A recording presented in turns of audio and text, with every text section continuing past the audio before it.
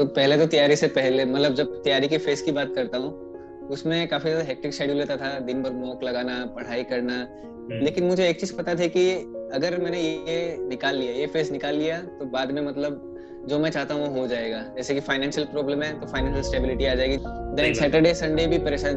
मैं बाकी लोगों को देखता था कि वो सैटरडे संडे चिल मार रहे हैं, बट मैं वहां परेशान रहता था। हाय एवरीवन, सो आज हमारे साथ बहुत इंपॉर्टेंट गेस्ट हैं और पीयूष अग्रवाल। आप सभी लोग इनको कहीं ना कहीं जानते होंगे। इनका खुद का चैनल भी है और इन्होंने CTWT में ये अपीयर भी हुए थे। तो इनका मैंने इंटरव्यू देखा था, आप में से कई लोगों ने इंटरव्यू इनका देखा भी होगा। मैं नीचे लिंक दे दूंगा, आप लोग वहां से देख लेना।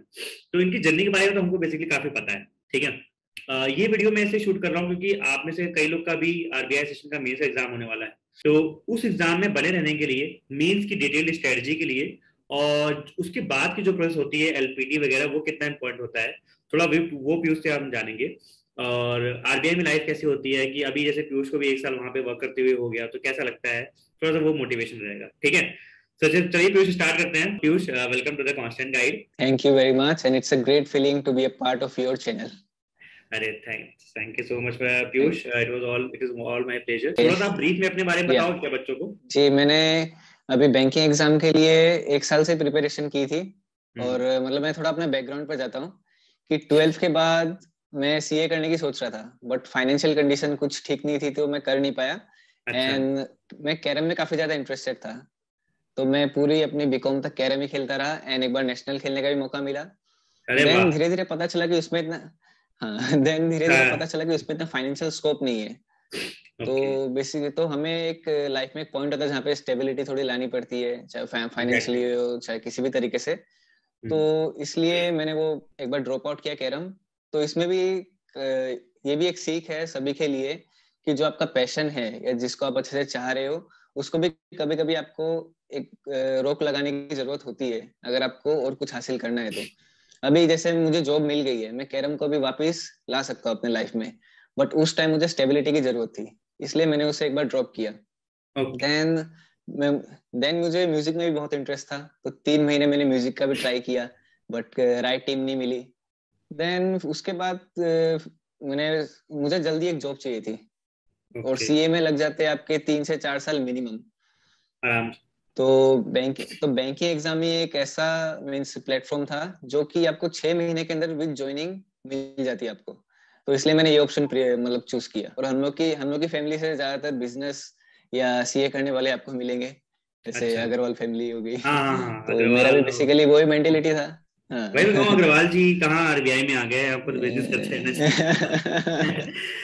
नहीं पीयूष, ये तो बहुत ही थोड़ा अच्छा चेंज बताया, चाहिए। क्योंकि यार देखो लाइफ में ना एक पॉइंट आता है जब हम डिसाइड नहीं कर पाते। आपने भी बहुत चीजें ट्राई की, हाँ फाइनली जब आपको लगा कि हाँ भाई जॉब तो हाँ हाँ स्टेबिलिटी हाँ चाहिए, तो तब हम हाँ आते हाँ हैं चीजों में। ये अच्छा लगा मैं सुन के। पीयूष, हाँ आप एक बात बताओ मुझे, एक डेढ़ हाँ। साल में मतलब आपने ऐसा क्या किया, जैसे आपने RBI और आपने और भी एग्जाम्स हम्म निकाले हैं ना, तो RBI और ये सब हम्म एग्जाम हम्म हम्म निकालना, ये सब आपने कैसे मैनेज किया, मतलब हम्म होता है ना कि टॉपर्स का सीक्रेट क्या है, मतलब ये क्या बताओगे आप। हम्म। तो पहले तो मैं हमेशा ये बोलूंगा कि एक टारगेट हमें सेट करना चाहिए, ओके। कि हम लोग का माइंड क्लियर होना चाहिए। मुझे जैसे जल्दी कुछ चाहिए था फाइनेंशियल स्टेबल होने के लिए।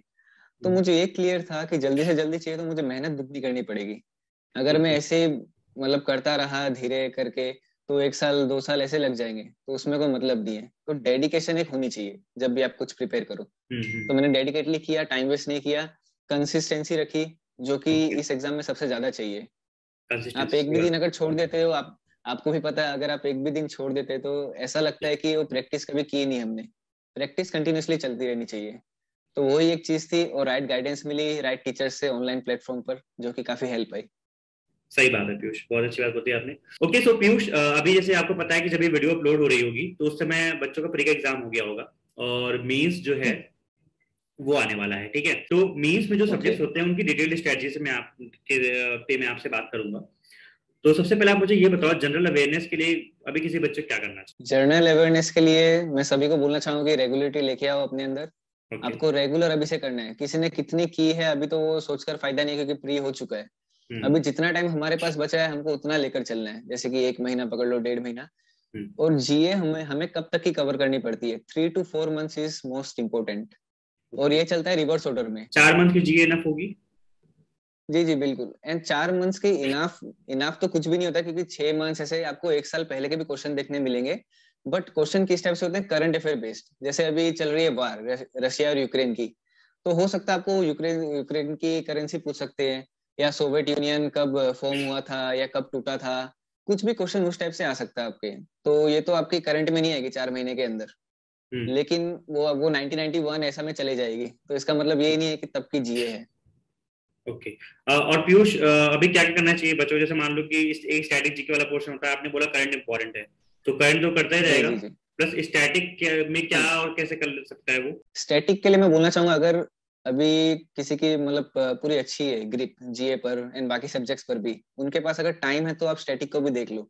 लेकिन कुछ बच्चे ऐसे होंगे जिन्होंने अभी तक टच ही नहीं किया स्टैटिक, तो उनको मैं बोलना चाहूंगा कि आप सीधा करंट अफेयर पर ज्यादा फोकस करें, क्योंकि मैक्सिमम पोर्शन वहां से कवर हो जाएगा। जो स्टैटिक बैंकिंग अवेयरनेस भी पूछी जाती है वो भी करंट को लेकर, कि आरबीआई ने अभी क्या लॉन्च किया है, फिर आरबीआई को लेकर कुछ कुछ सवाल पूछे जा सकते हैं, अगर आरबीआई ने कुछ लॉन्च किया है या ओके। एसबीआई में कुछ लॉन्च हुआ, ओके। और तो पीयूष, इस तरीके से फिर सवाल। नेक्स्ट हम सब्जेक्ट पे आते हैं जो कंप्यूटर का है। कंप्यूटर के सब्जेक्ट में थोड़ा एक्स्ट्रा ऐड होता है, जो कि हमारा आरआरबी में भी हाँ आता है हाँ। और यहाँ आरबीआई में भी आता है। तो कंप्यूटर के लिए हम्म। क्या बताओगे आप? कंप्यूटर के लिए तो मैंने जो बुक फॉलो की थी वो थी अरिहंट की बुक। हम्म। बहुत अच्छा स्कोर किया मैंने। अब मेरा ओके। अगर स्कोर कार्ड देखोगे तो मुझे अराउंड 30 के आसपास मिले हैं। बट उसका कारण वाह। और एक था कि कंप्यूटर काफी इजी आया था। Like input device output device, जो तो हम मतलब हम बचपन से करते आ रहे हैं। बट वहीं अगर थोड़ा टफ आ जाएगा तो आपके प्रिपरेशन को आपको थोड़ा अच्छा लेकर चलना है। तो और एक सोर्स वो लोग फॉलो कर सकते हैं कि पहले सिलेबस देख लें। जो भी ओके। टॉपिक होगा टॉपिक वाइज वो यूट्यूब पर सर्च कर सकते हैं, कहीं भी गूगल पर। टॉपिक हम्म। वाइज हर एक दिन एक एक टॉपिक को खत्म करते चले तो एग्जाम तक आराम से हो जाएगा, कोई दिक्कत ओके, नहीं तो आएगी। वो अरिहंत की जो आप बुक बता रहे हो, वो अरिहंत की बुक आप मुझे भेज देना, हाँ मैं दिखा दूंगा बच्चों को। तो उस बुक से भी कोई बच्चा करे तो बिल्कुल। पूरा हो जाएगा? हाँ मैंने तो वहीं से किया था and, अच्छा रिजल्ट मिला। ओके। आप ठीक है। डेडिकेटली करोगे मीन्स उसमें सिलेबस भी दिया हुआ है, चैप्टर्स भी दिए हुए हैं, इन्फॉर्मेशन भी दी हुई है। आप अगर ओके। बुक के एक्स्ट्रा भी कुछ पढ़ना चाहो तो वो कोई बाउंडेशन नहीं, आप कर सकते हो। ओके। ओके, ठीक है, ठीक है। जैसे मैंने, हाँ समझ गया मैं, आप सही बात कर रहे हो। हाँ एक तो वो होता है जैसे आपने बताया, बुक या पीडीएफ जो भी होती है लोगों के पास, और प्लस हाँ कोई हाँ वीडियो सोर्स है वो हाँ दे हाँ सकते हैं, जैसे वो आते हैं टॉप एमसीक्यूज वाले, हाँ टॉप 200 हाँ। एमसीक्यूज टॉप रिवीजन एमसीक्यूज के लिए। पहले हाँ। पहले तो मैं बोलूंगा कि कॉन्सेप्ट क्लियर कर लें, हाँ। एमसीक्यूज पर बाद में जाएं। जैसे टॉपिक वाइज अगर कुछ डाउट है, सपोज इंटरनेट का चैप्टर है, उस पर कुछ डाउट आ हम्म। रहा है, बुक पढ़कर समझ में नहीं आ रहा, देन वो लोग हम्म। वीडियो सोर्स फॉलो कर सकते हैं। अगर समझ में आ ओके, गया तो वो इनाफ है। समझ गया। ओके। सो पीयूष, अच्छा कि आपने बता दिया। ये एक तो ये हो गया, आपका कंप्यूटर हो गया। अभी रीजनिंग में आते हैं, और रीजनिंग में डायरेक्टली मैं पजल्स पूछूंगा, क्योंकि पजल्स एक बहुत बच्चों को प्रॉब्लम कर रहा है कि पजल्स में अगर वो कर रहे हैं तो जी पजल्स में जी। अपना कैसे टाइम घटाएं, क्या कर सकते हैं? पहली बात तो मेंस के एग्जाम में पूरी ये बेस्ड होती है सिलेक्शन के ऊपर, कि हमें कौन सा क्वेश्चन कब पिक करना है, उसी के ऊपर ये पूरा होता है। तो ओके। सबसे पहले तो पजल से पहले उनको सारे इजी क्वेश्चंस करने पड़ेंगे, जैसे कि इनइक्वालिटी जो प्रीलिम्स में आती है वो मेंस में बन जाती है कोडेड इनइक्वालिटी। हम्म। डायरेक्शन बन जाता है कोडेड डायरेक्शन, जो कि काफी इजी होता है। तो वो ओके। करते करते, ओके। और पजल्स वो लोग को वही लेनी है जो जिससे वो लोग फेमिलियर हो थोड़े। जैसे कि प्री में वो लोग करते हुए आए हैं फ्लोर की पजल या कुछ नए पैटर्न पर पहले नहीं जाना है। अगर ओके। मीन्स जो जो वो लोग फेमिलियर है उससे पहले कर ले, टाइम बचा तो नए पर जाए। और ओके। वहां पर और एक चक्कर होता है, मुझे याद नहीं आरबीआई असिस्टेंट का एसबीआई पीओ का, मतलब 1 मार्क्स से क्वेश्चन भी आते हैं, 2 मार्क्स से भी। एंड बच्चे इसमें फंस जाते हैं कि अगर मैं 2 मार्क्स वाले करूँ तो मेरे 5 क्वेश्चन के 10 मार्क्स बन जाएंगे। हाँ हाँ। लेकिन कभी कभी वो बहुत ज्यादा ट्रिकी होता है। ओके। तो पहले हम जो जानते हैं उसे कर ले, फिर हम नए क्वेश्चन पर जाएं, ये मेरी सजेशन रहेगी उनके लिए। ओके। Okay, fine. पीयूष, तो और एक चीज मैं इंटरप्ट करना चाहूंगा, मैं आपको हाँ इंटरप्ट कर रहा हूँ, सॉरी। हाँ हाँ। एक आती है ब्लड रिलेशन वाली पजल, जिसको हम्म। तो मैं तो कभी अटेम्प्ट नहीं करूंगा एग्जाम में, क्योंकि वो बहुत फंसाने वाली होती है। एंड मैं सजेस्ट करूंगा कि आपका अगर हाथ उसमें बहुत ज्यादा अच्छा है तभी आप उसे अटेम्प्ट करें, अब बाकी पहले अटेम्प्ट कर लो। क्योंकि ओके। उसमें वेरिएबल्स बहुत ज्यादा हो जाते हैं, एंड ज्यादा वेरिएबल्स में एग्जाम में थोड़ा प्रेशर भी रहता है, तो हम्म। प्रॉब्लम आ सकती है। ओके, और ये बताओ लास्ट में आपकी अर्थमेटिक के लिए किसी बच्चे को क्या करना चाहिए, क्योंकि अर्थमेटिक बहुत हॉन्ट करता है मैथमेटिक्स में। Arithmetic is all about analysis, कि आप डिफरेंट चैप्टर को कैसे एनालाइज करें। पहले तो आपको वही जो मैंने कंप्यूटर के लिए बताया, पढ़ हालांकि लेना है सब पहले। हर एक रीजनिंग मैथ सब चीज के लिए आपको टॉपिक वाइज कंसेप्ट क्लियर करना है। हम्म। एंड कंसेप्ट क्लियर का एक ब्रॉड मीनिंग होता है, जैसे कि अगर मैं ट्रेन वाले चैप्टर को लूँ, हम्म। तो हमें पता है कि जब ऑपोजिट डायरेक्शन में जाती है तो हमारा स्पीड प्लस होता है। हम्म। बट वो प्लस होता क्यों है, कोई कोई लोग रटने लग जाते हैं कि ऑपोजिट में जाना है तो प्लस करना है। बट ये ओके। प्लस करना क्यों है वो हमें थोड़ा सोचना है, तो हमारा कॉन्सेप्ट क्लियरिटी उसमें आ जाएगी। ओके, चलो पीयूष, सही बात है। आपने एग्जाम से रिलेटेड तो काफी चीजें बता दी, बहुत अच्छा लगा। अब पीयूष मुझे यार एक बात बताओ, जैसे आप 1 साल से अभी आरबीआई में काम कर रहे हो, ठीक है, तो ऐसा क्या ओके। मतलब अभी तक आपका एक्सपीरियंस रहा है, या फिर कैसी क्या कुछ ऐसी अच्छी चीजें जिनको जब आप जॉब में एंटर किए थे तो उसको सोच के क्या लगा कि यार अभी हाँ जिस लिए आए थे वो ठीक चल रहा है, मतलब अच्छा लग रहा है, मजा आ रही है? क्योंकि बच्चे देखो आरबीआई की तैयारी कर रहे हैं, तो उनको आप ये बात बताओगे तो उनको अच्छी लगेगी, उनको मोटिवेशन आएगा, तो फिर वो और मोटिवेट होकर पढ़ाई ओके, करेंगे। पहली बात तो आरबीआई में सबसे अच्छी चीज है वो है स्टेटस। ओके, हाँ सही कि बात। अगर आप समझ समझ लो, आप कोई बहुत बड़े आदमी का कोई अगर पीए भी रास्ते में जा रहा है तो हम लोग बोलते हैं देखो उसका पीए जा रहा है। तो वैसे ही अगर आप कोई बड़ी ऑर्गेनाइजेशन में काम करते हो तो वहां पे आपका स्टेटस कुछ अलग ही रहता है, देखो वो बैंकर ऑफ द बैंक में काम करता है, मतलब उस टाइप से एक रहता है। तो सही पहली बात बात तो है। स्टेटस वाली आ गई। हाँ। सेकंड चीज है कि आरबीआई का सेंटर पूरा मेन सिटी में रहता है। जैसे ओके। आपको बाकी बैंकों में तो रूरल एरिया मिलेगा, कहाँ जंगल में जैसे भी मैं मिल हूँ सकता तो है, मैं कोई रूरल में हूँ। गारंटी नहीं है। वो ही, लेकिन आप तो काफी डेडिकेटली काम कर रहे हो, आपको फर्क नहीं पड़ रहा उससे। हाँ। तो वही कि आरबीआई का मेन सिटी में रहता है तो वो भी हम्म। एक काफी कन्वीनियंट रहता है।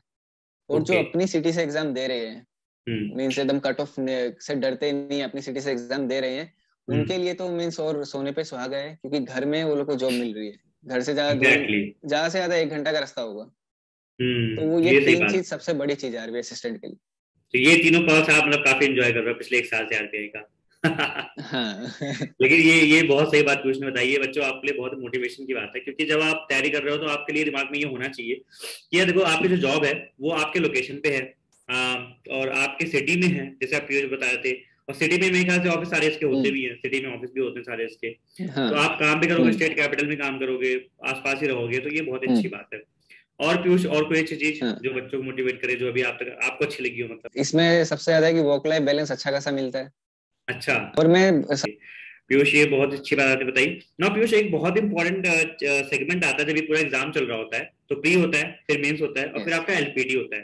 तो आप मुझे ये बताओ हाँ, ब्रीफ में कि एलपीटी कितना इंपॉर्टेंट होता है, और एलपीटी में क्या क्या आता है बेसिकली? एलपीटी में आपका सबसे बड़ा टेस्ट होता है रीडिंग एंड राइटिंग का, कि आप कितनी अच्छा, जब जल्दी तक आप उसको पढ़ एलपीटी आप के देना चाहते हो तो उसको आप बच्चों को पूरा फॉर्मेट बता दो, मतलब एलपीटी क्या पेन पेपर बेस्ड पेपर आता है पूरा?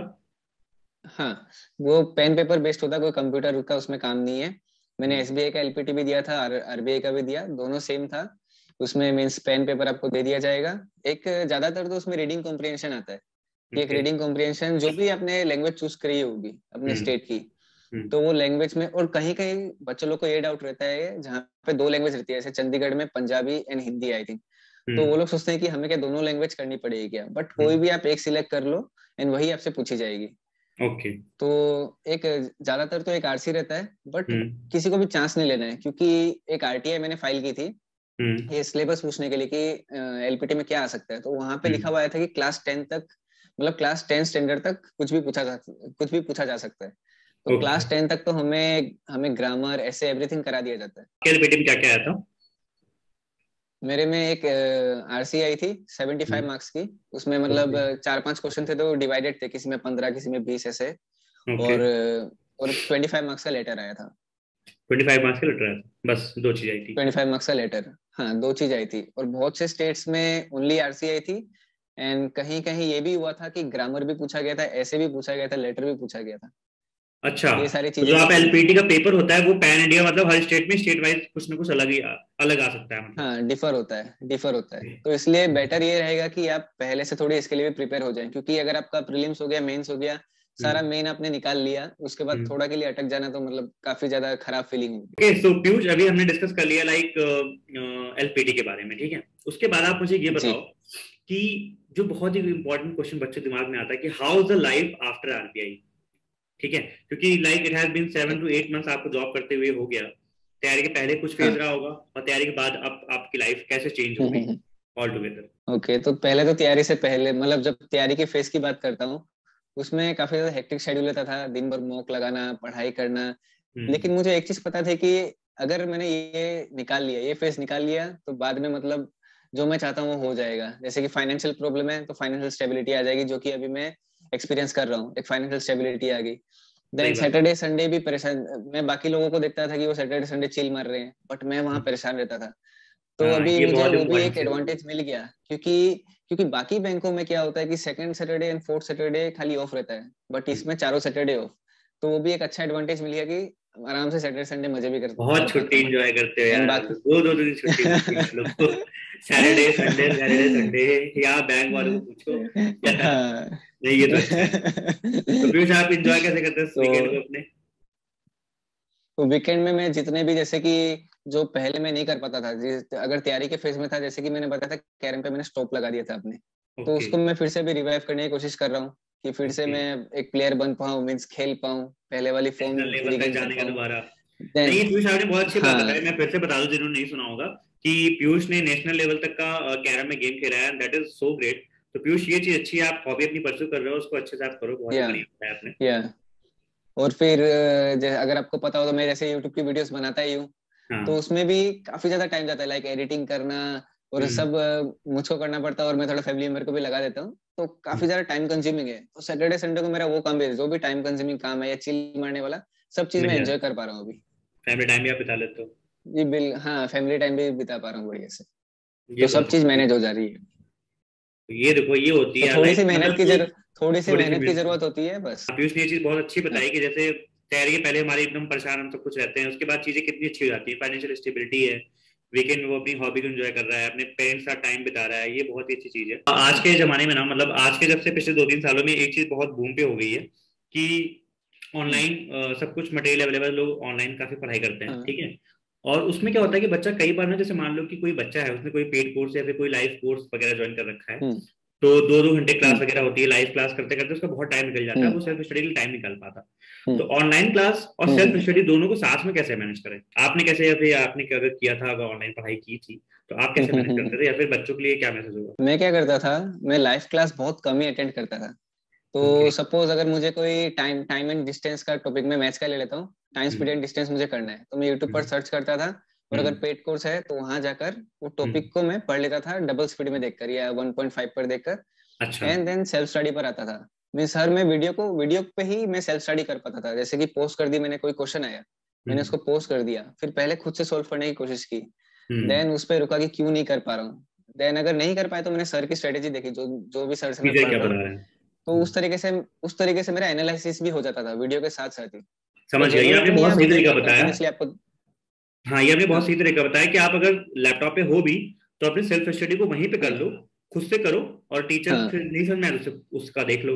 और रिकॉर्ड सेशन देखो, हाँ रिकॉर्ड हाँ सेशन में तो क्या है कि आप 2x पे 1.5x पे करके देख सकते हो ना। हाँ हाँ हाँ कुछ एक बात अब लास्ट में आपको बताओ यार, अब जब आपका रिजल्ट का ये हाँ मतलब आया था, लगभग 1.5 साल पहले जब भी आया होगा, हाँ तो फैमिली वालों और दोस्त हाँ। वालों का क्या रिएक्शन था? मतलब कुछ ऐसे दोस्त थे कि जिनको कुछ जलन वलन भी हुई थी, या फिर सब खुश थे? फैमिली वालों का, सिबलिंग्स का क्या रिएक्शन था? देखो, जलने वाले तो बताएंगे ही नहीं, बाकी जितने भी दोस्त थे मेरे सारे अच्छे दोस्त ही है, सारे पार्टी वाले, बस सारे अच्छा। को पार्टी चाहिए होती है। एंड हाँ। घर वालों की तो बहुत ज्यादा खुशी थी कि हाँ जॉब मिल गया, सबसे ज्यादा सही खुशी बात। मम्मी को होती है मेरी, तो वो अच्छा। काफी खुश थी। एंड पापा को होती है, वो जैसे कि मैंने और एक इंटरव्यू में बताया था, वो दिखाते नहीं है बट अंदर से बहुत खुश रहते हैं, तो खुश तो बाकी सारे ही थे, भाई बहन सारे। पीयूष ठीक है, बहुत अच्छा ये इंसाइटफुल सेशन रहा मी, एंड थैंक यू फॉर मतलब टेकिंग योर टाइम यहाँ पे आने के लिए, ठीक है। काफी रात हो गई, हम लोग 10 बजे ये इंटरव्यू थैंक शेड्यूल कर रहे हैं, ठीक है। लेकिन बच्चों के से बहुत कुछ सीखने को मिलेगा, मैं थैंक इस होप कि ये आपकी डेडिकेशन है। Thank you Piyush. आपका इतना पैक शेड्यूल रहता है, एसबीआई आपने अपनी लाइफ आफ्टर एसबीआई बताई थी, इतना पैक शेड्यूल में भी आप टाइम निकाल पाते हैं सब इंटरव्यूज के लिए, यूट्यूब वीडियोस के लिए, वो भी एक सैल्यूट वाली बात है। थैंक यू सो मच यार, बस यही है कि कुछ जज्बा है, कुछ जुनून है, बस करते रहते हैं। एक छोटा सा मैं आपसे पूछूंगा मैसेज, या फिर जो बच्चे अभी आरबीआई ओके। सेशन की तैयारी कर रहे हैं, उनका मेंस और एलपीटी भी होने वाला है, उनको एक छोटा सा लाइन या फिर हाँ, कुछ मोटिवेशनल मैसेज आप क्या देना चाहोगे अपनी तरफ से? मैं यही बोलना चाहूंगा कि अपने ऊपर कॉन्फिडेंस रखें, कि लास्ट टाइम पर आपको कोई और कॉन्फिडेंस देने नहीं आएगा, एकदम लूज नहीं करना है, और एग्जाम में तो कॉन्फिडेंस की पूरी आपको जरूरत रहेगी, और कंसिस्टेंसी आपको नहीं खोनी है। अभी जैसे 1-1.5 महीना जो भी बचा है, लगातार लगातार करते रहिए, क्योंकि अपने प्रीलिम्स निकाल निकाल चुके होंगे अगर आप मेंस में अपेयर करने वाले हैं, तो ये मौका आपको नहीं छोड़ना है। Thank you so much Piyush for coming, और अभी थैंक हम यू। क्लोज करते हैं, ठीक है।